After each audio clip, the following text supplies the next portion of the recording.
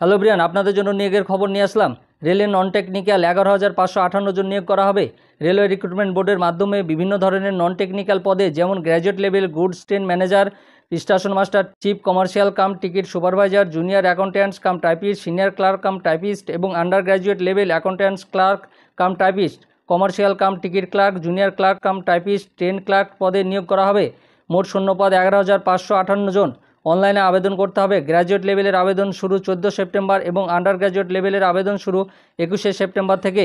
যোগ্যতা আছে graduate level পদগুলির ক্ষেত্রে গ্র্যাজুয়েট পাস এবং আন্ডার গ্র্যাজুয়েট লেভেলের ক্ষেত্রে দ্বাদশ শ্রেণী পাস করে থাকতে হবে।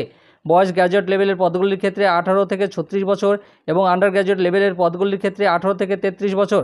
আবেদনের ফি 500 টাকা। এসসি এসটি এক্স সার্ভিসম্যান, আর্থিকভাবে দুর্বল, পিডব্লিউডি মহিলা প্রার্থীদের ক্ষেত্রে 250 টাকা। নির্বাচনের পদ্ধতিটা কি?